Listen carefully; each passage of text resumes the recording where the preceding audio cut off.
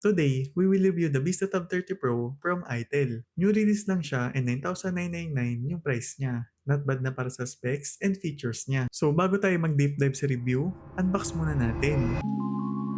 Syempre name ng tablet, 12 months warranty, and of course, yung best features and specs nitong Vista Tab 30 Pro. Sa baba, makikita natin dito na upgradable siya to 16GB memory and 256GB yung storage niya. Inside the box, we have the Vista Tab 30 Pro, warranty policy, SIM ejector, Type-C cable, and power adapter.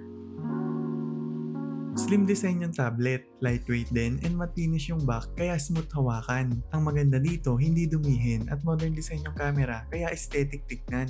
On both sides, meron siyang 2 speakers kaya sure na malakas yung music na pinaprovide nito. Decent na din yung tunog niya and ito yung sample.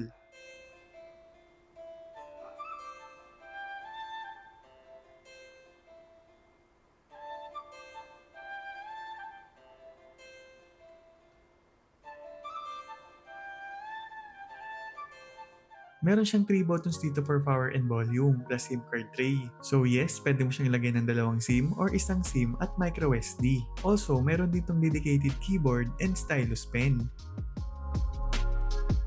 For display, 13-inch and 2K resolution, kaya malinaw yung image and video na makikita mo dito. Decent yung scrolling, animation, and transition dahil 60Hz refresh rate. As for the bezels, medyo thick siya and dito nila nilagay yung front camera. When it comes to color quality, okay naman. Plus pwede mo siyang iset sa standard, warm, or cool. Automatic din nag-a-adjust yung brightness niya based sa environment mo dahil supported nito yung adaptive brightness. Pagdating naman sa performance, okay siya for light games and social media apps dahil Helio G99 yung processor with 8GB memory na upgradable to 16GB and of course 256GB storage kaya madami kang games and application na pwedeng i-download. Nagtest ako ng mga games para malaman kung decent ba yung performance. So una kong tinest yung HOK which is smooth since hindi naman ganun kataas yung specs requirements.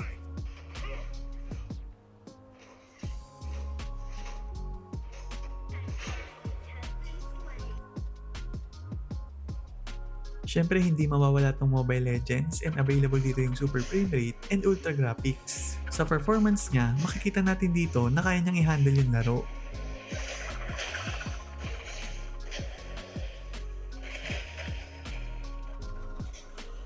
Next is PUBG Mobile, ito yung settings and performance.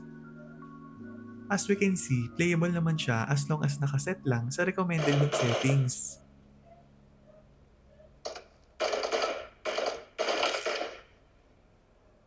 Last kong tinest ng Call of Duty Mobile. Okay din siya sa akin. Hindi nga lang ganun kalinaw yung text and display, but still, playable.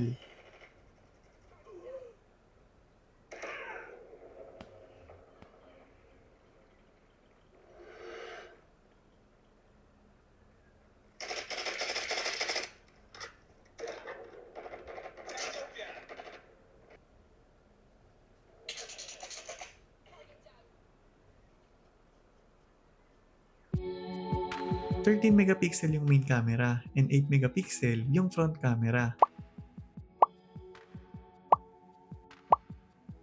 Sa video, 1080p yung max resolution. Kung gagamitin mo siya for Zoom meetings and video calls, not bad na as long as may proper lighting.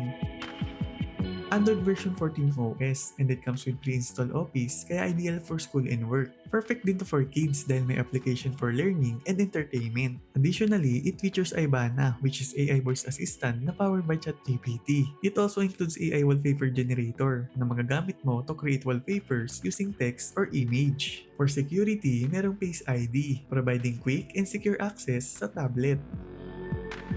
Isa sa nagustuhan ko sa tablet na to, battery life dahil kaya niyang tumagal up to 18 hours with 18 watts charger. So magagamit ko talaga siya ng matagal. Overall, the itel Vista Tab 30 Pro is a solid choice. Lalo na kung naghahanap ka ng mid-range tablet na nag-offer ng good performance, display quality, and productivity features. Kaya kung interested ka, click the link below. And please, don't forget to like and subscribe.